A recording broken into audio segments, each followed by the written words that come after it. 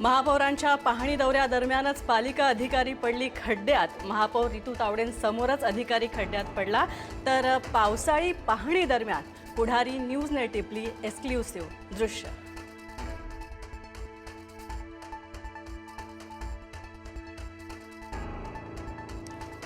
पहिल्याच पावसात मुंबईची झाली तुंबई। रात्रभर झालेल्या दमदार पावसामुळे कुर्ला सायन साकीनाका अंधेरी परिसरामध्ये साचलं पाणी, तर रस्त्यांना नद्यांचं स्वरूप।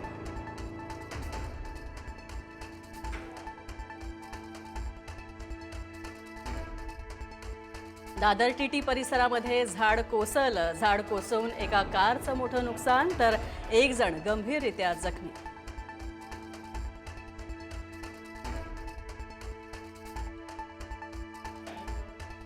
सततच्या पावसामुळे मालाड पूर्वच्या कोकणीपाडा परिसरामध्ये घरांमध्ये शिरलं पाणी।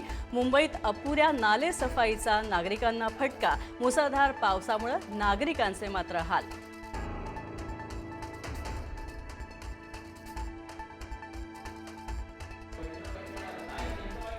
दरवर्षीप्रमाणे यंदाही अंधेरी सबवेमध्ये भरलं पाणी। पहिल्याच पावसामध्ये पालिकेचा कारभार चव्हाट्यावर। पाण्यातून वाट काढताना मुंबईकरांची कसरत।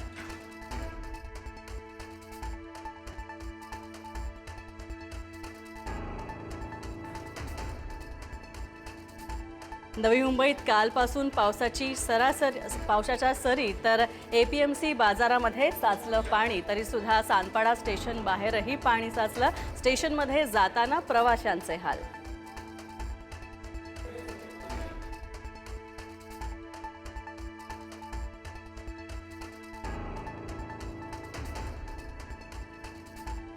वसई विरार नालासोपाऱ्यामध्ये पावसाची दमदार हजेरी। रात्रभर पडलेल्या पावसानं रस्ते झाले जलमय।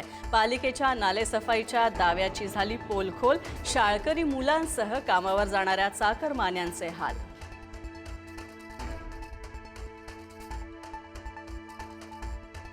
रायगड जिल्ह्यामध्ये वादळी वाऱ्यासह पावसाची जोरदार हजेरी। रोहा आणि पेण तालुक्याला पावसानं झोडपलं।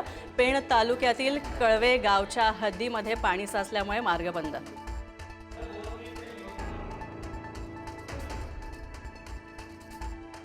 पुढील 8 दिवस राज्यामध्ये मुसळधार पावसाचा इशारा। मुंबई, ठाणे, पुण्यासह अनेक जिल्ह्यांना येलो अलर्ट। विदर्भातील 4 जिल्ह्यांना ऑरेंज अलर्ट। तर जूनची सरासरी भरून काढण्यास जुलै उजाडणार।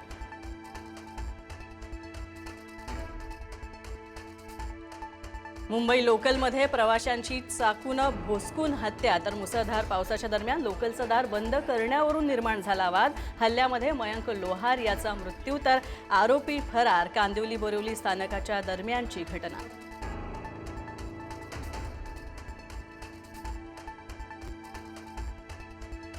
पुण्यातील लोहगड प्रकरणामध्ये धक्कादायक माहिती आली समोर। 31 मे रोजी सियानं प्रियकर चेतनसोबत रचला हत्येचा कट। सिया चेतनमध्ये 6 महिन्यात 2004 वेळा फोन कॉल्स झाले, तर 238 तास झाला संवाद। सिया आणि चेतनला 7 दिवसांची पोलीस कोठडी।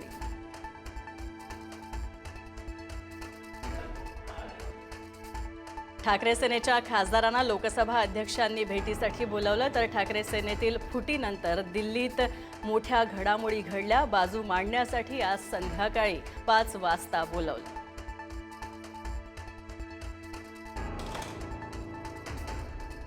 विधानसभा अध्यक्ष राहुल नार्वेकरांनी व्यक्त केली दिलगिरी। आशाताई भोसलेंच्या शोकसभेतील मराठी भाषेसंदर्भात दिलगिरी। तर चहूबाजूंनी टीकेची झोड उठल्यानंतर मागितली माफी।